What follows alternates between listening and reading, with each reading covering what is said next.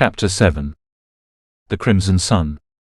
Anselm dragged his feet up the winding stairs of the warden's tower. Restless sleep had besieged him again, and his only choice, as usual, was to escape to the tower overlook where the cold, fresh air of the night would soothe his pulsing headache. The torchlights flickering in their sconces along the narrow tower wall were not bright enough to fully pull him out of his drowsiness, and too bright for the comfort of his eyes. The headaches always came after too much hex training, especially with Elastra, but she never seemed to show any pain. "I'll bet you're hurting far worse than I am, sister. My hexes may not be as strong, but at least they're controlled. You reckless wench." He pushed open the heavy wooden door at the top of the flight of stairs, and stepped out into the night breeze. Breathing in deeply, he focused on slowing his heart rate and calming his mind. He wore his dark blue warden robes and had fastened the clasps to the top of his neck. His silver belt was tied over the top, and he wore his night cloak, the extra long hood hanging from his head and reaching the middle of his back. He hardly had time to look over the quiet city when he sensed someone approaching from behind the wooden door. "Fate, can't I have a moment's peace? She has to challenge me now, when I feel like I've been trampled by a pack horse." "It doesn't matter." Anselm ran through all of the hexes he could conjure for the situation. He was almost sure that his sister would use a second-degree hex, but unlike her, he was not so willing to give up the memories required for those when he was not in combat. He could outwit her with a first degree just fine. Without turning, he twisted his fingers into a hex formation and called up a defensive barrier around his mind. Almost immediately, he felt the expected energy wave surge toward him, pushing with full force, trying to penetrate the barrier and dive into his pool of focus. She was so predictable, using a second degree before they had even begun. Anselm was not surprised she would attack so ruthlessly, even for practice, but he smiled anyway as he readied his next maneuver. He concentrated on thickening the barrier, and then switched his fingering to form another hex. Attack. He could feel his opponent's defenses heightening in anticipation, but she was still focusing on offense too much. "So careless, sister. I have you." Anselm knew he needed a few more seconds to channel his attack to its full potential, but he wasn't about to let her ready herself anymore. He whipped his body around, and with the torque of motion, hurled all of his stored energy in her direction. A gale of icy wind blasted toward Elastra, who had come through the door and was standing in a wide stance for extra balance, hands formed in a hex of her own. The hood of her cloak shot off of her head as the wind rushed like a tidal wave, making her golden hair whip furiously, but her legs did not move. In the fraction of a second that Anselm needed to bring his defenses back up, his sister's energy smashed through his barrier and into his mind. He could feel the control he had over his body dissipate like a flame being smothered, and his current of wind stopped abruptly as he was lifted slowly from the ground. He growled at Elastra as she walked toward him, laughing. "Well played, little brother. You nearly had me that time, but it seems I have trounced you yet again." She wore her clothes and boots from the celebration at the Warden Tavern, still draped in the all-too-revealing fashion, but with her night cloak on as well. Perfectly embodying her personality, it was a bright green color, with ornate gold embroidery on the back that would make her visible from a league away. Elastra shifted her weight to one side, a wide smile crossed her face as Anselm resolved to accept defeat honorably again. "One day all your uncontrolled power will cause you to forget every single hex you've ever pulled from a scroll," Anselm said, still frozen in midair. He tried to adjust his tone to sound as if he didn't care that he had been bested. "Then you won't be able to conjure fire enough to light a candle." Elastra chuckled while she slowly lowered Anselm down to the ground. He shifted uneasily as he touched the stone, as if he had just escaped a grapple with a bear. Elastra broke the hex formation and carefully replaced her hood, adjusting her hair to roll over her shoulders just how she liked it to. Anselm grimaced. "Even in the chill you don your warden robes like they are a nightgown," Anselm said, angrily changing the subject. It was more out of frustration than real criticism. Very becoming of a sage. He turned back to the city, and removing a knife from his belt, began to whittle at a reed he had found in Celosia to use for his long pipe. He could feel his sister watching him from behind. "Don't concern yourself with sage business, brother. she said somewhat mockingly as she took a place by his side.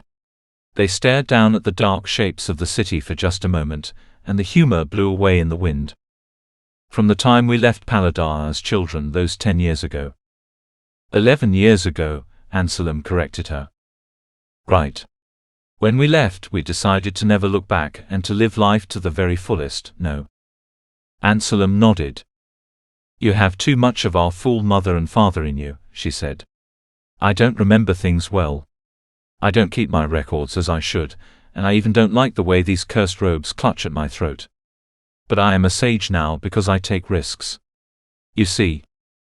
Anselm shook his head as if he thought she was talking nonsense, but he knew she was right. He never had a reason to take a risk.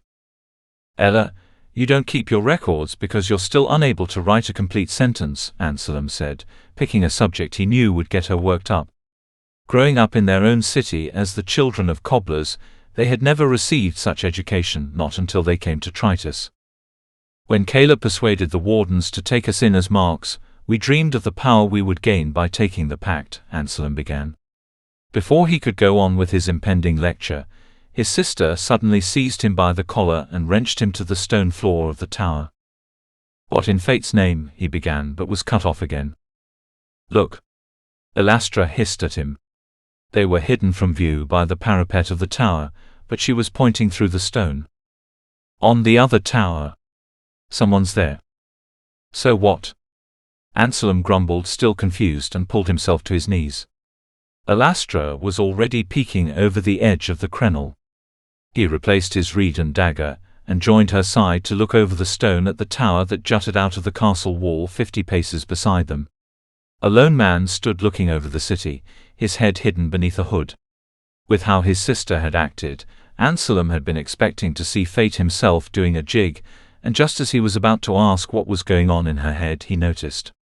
As the man's dark cloak caught the wind, they both gasped. In the torchlight of the tower, they saw a large signet of a burning sun. Talgarth. It can't be, the words seeped from between Anselm's teeth. He glanced at his sister, hoping to see a grin that proved it was just a jape. Her brow was furrowed, and she was rubbing the bumpy scar in her left palm. The scar received from taking the pact, the scar of a warden. Fate damn them if this is what it looks like, she said. The Talgarth warden held his hands up in a hex, and a stream of power shot forth into the sky, bursting in a flash of white light. They watched in confusion as 2 more bursts of light followed, then brother and sister scurried low across the stone for the tower door. Caleb stirred in his sleep, and opened his eyes to the sound of what seemed like a clap of thunder outside the window. He turned in the old creaky bed of his youth that still occupied the corner of the second-story room, and tried to fall back into his dreams, but his soldier instincts caused him to sit up instead. Rubbing his face hard, he pulled himself out of the sheets and made his way to the wash basin across the room, but stopped short when he caught a glimpse of the window. A strange white light, suddenly bright against the night sky, illuminated the buildings around the city and faded into the inky darkness. He rubbed his eyes again, but before he could take 2 steps toward the window pane to investigate, a loud boom shook the house. Another light outside burst into a bright flash, illuminating the room for a fraction of a second. Wrenching the window open, Caleb stuck his head out into the night's chilly wind and looked down at the circular cobblestone court. The only motion was the bubbling of the fountain that sat in the center. Nobody was outside as far as he could see, but as he waited in silence for a few more seconds, he heard faint shouts from further inside the city in the direction of the castle. His eyes searched the rooftops, and he spotted a thin streak of white soaring up into the sky from somewhere behind the castle wall, followed by a third flash of white light. He shook his head in confusion. He was about to dismiss the oddity as some mishap of a warden in training, when he noticed the yells in the distance growing louder, and nearer. Before he had time to conjure another guess, the truth charged forward in one horrific moment. Far to the west, near the walls of the city, several hundred flaming arrows rocketed into the sky. Caleb's wide eyes followed them in horror as they rose smoothly upward in a giant arc, then plummeted down like comets against the night sky and disappeared into the rooftops of the houses. An attack! Caleb whipped his head back into his room and dashed for his clothes on the hook by the door, and his sword leaning on the wall beneath it. Even as he threw on a spare cloak from the closet, Damon flew through the door, already clad in his dark purple cloak and leather gloves. "Caleb," he shouted. "I know. The city is being torched somewhere near the first district. What were those lights?" He unsheathed his sword and left the scabbard on the floor, knowing it would not be needed. "I know not. I wager some sort of signal. Come. We must be swift before the attack reaches the castle." They bolted down the stairs together. At the bottom of the stairs, Damon dashed into the study. He returned with his famed sword in hand. The hallowed blade. Even in this moment of urgency, Caleb stared as his father removed it from the sheath. Its broad double-edged blade rang like a bell, and despite its unfathomable age, gleamed with a polished shine as if hot from the forge. The hilt was pure white and embedded with diamonds. Below it, black leather curled around the handle until it met with a heavy pommel, shaped after the fashion of an ocean shell. Caleb was frozen in both awe and terror. Awe as he recalled the legends, for it was said to be unbreakable and endowed with special power if wielded by one who knew its ways, but terror, knowing if his father took it up now, something must be terribly amiss outside. Damon turned toward Caleb with an expression beyond determination, as if he were walking into hell itself to face the lioness. He waved to the door when he noticed Caleb standing there gawking. "Hurry." Caleb threw back his cloak and followed his father out the door. Once outside, they both stopped in amazement. A line of 50 armored ghouls ran through the street, waving weapons of every kind above their heads. They moved westward, where a black cloud of smoke was rising above the rooftops. As they went, groups of them branched off and started slashing and kicking at the doors and windows of the nearby houses. Caleb and Damon covered the stone court in seconds, approaching the nearest group of ghouls hacking at a door. As the men drew closer, a ghoul turned and shrieked. The others whirled around, but it was far too late. Caleb in the lead swooped his sword low as he ran, taking the first unfortunate creature right off his feet and into the air, neck split open. It hit hard 5 spans off and rolled like a ragdoll. Damon was not far behind. With one swift movement he easily dodged the wall of untrained jabs from 3 of them, and retaliated with the speed of a viper. With one horizontal stroke he sailed his sword through all 3 assailants at once. Before the last 2 could run, Caleb had pierced them both through the back and was flicking the vile blood from his sword.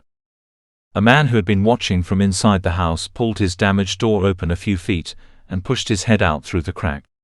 He was the brewer for the tavern down the road.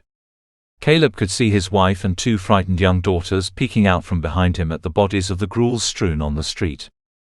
"Sir Damon, what in fate's name is going on? Where did these beasts come from?" "I know not," Damon said, looking westward. "But I fear there will be worse yet. Bar your doors and windows and get your family into your wine cellar, quick. If you can, take your weapon and help us." The brewer nodded and turned back to his family, pushing the defaced door back into place. "Father," Caleb called from a few paces off. He crouched down and grasped the creaky armor of one of the ghouls. On its breast it bore a crude image of a burning sun colored red by a splotch of paint. Both the men's eyes widened. "These things serve Talgarth," cried Caleb, throwing the body back down. "How is this possible? The beasts are wild. They serve no one." "Talgarth has begun enslaving all creatures to its cause," Damon said, kneeling beside him. "The Crimson Sun promises much to those who will die under its command, and blood is all a ghoul needs to be driven." Caleb shook his head in disbelief. "How could they have entered the city? Our towers would have seen them coming 10 leagues off." "No. This filth was in the city before tonight," Damon said, inspecting the creatures more closely. "The beasts are fresh and bear no signs of travel." "Before tonight? Then that light, it came from the castle. They must be inside the keep as well." They both looked down the street. More houses were burning, and the screams and sounds of battle now echoed from every direction. Men of the city were frantically barring their homes with improvised blockades, or running into the alleys with swords, spears and bows. "We must hurry," Damon said, standing up again. Caleb's heart suddenly jumped. "Layla. I have to go to her." "That must wait. We must reach the castle walls. Battle has not stretched far enough east to endanger her just yet, and when it does she will be safe with her father and brothers for now. We make for the wall." Caleb clenched his teeth. He knew his father was right, but thinking of Layla facing a group of ghouls or worse nearly made him bolt the opposite direction toward her homestead anyway. His gaze came back to the swelling cloud of black smoke in front of him. "Fate, keep her safe." He ripped a crude wooden shield from a limp ghoul's arm and fastened it to his own. The crimson sun painted on the face of it made his stomach turn, but it was a worthy price if it meant stopping an arrow from piercing his heart. He stood up and ran after his father, who was already almost out of sight. Caleb and his father slashed their way through increasingly thick hordes of ghouls as they dashed through the streets. As they emerged from a small alleyway leading into the large square court in front of the castle walls, their eyes widened yet again. Ducking in the shadows of the street, they observed the entire court filled with the chaos of battle. Bodies of ghouls, Talgarth men, soldiers of Tritus and people of the city lay in scattered heaps the whole distance to the castle walls. The spaces in between were occupied by combatants dueling for their lives. The air was thick with the din of war, and the screams of men were smothered by the high-pitched shrieks of ghouls both dying and going mad with the ecstasy of battle. Although still 100 spans from the castle, Caleb could make out small shadows climbing the face of the wall with hooked ropes and makeshift ladders. Soldiers atop the wall fought back, hurling stones and pushing the ladders down where they could. A few archers were shooting shafts down at the approaching creatures alongside wardens blasting down hexes, but it was painfully clear their numbers were too few. Where are all the defenders? Surely Commander Arvus would have led a retaliation. He squinted harder at the thin line of Tritus soldiers atop the wall. Far too few. Damon had the same thoughts. "Without a doubt," he said with a twisted expression. "We have been attacked from the inside. Something is wrong in the castle." "Father!" Caleb shouted, pointing into the fray. Across the courtyard, a large cluster of Talgarth men were attempting to heave a large object onto their shoulders. It seemed to be several heavy poles of wood bound together. They could make out few details from so far away, but both onlookers knew what it was. They were preparing a battering ram. "Well, whatever is going on inside the castle, there is nothing we can do for them," Caleb shouted over the noise. Damon nodded and removed his hat, placing it on a barrel in the alley. His graying eyebrows sat low on his forehead, as he settled into the determined, fearless expression Caleb rarely saw. He was clearly focused and calm like the eye of the storm. "Indeed. We must do what we can here," he said. "Let us remedy the problem across the court." Caleb barred his weapon and tightened his grip on the splitting shield's handle. He had fought many battles prior, and took his customary 10 seconds to clear his mind before jumping into the real struggle. With a shout for king and kingdom he dashed forward, taking 3 passing ghouls down even as he went.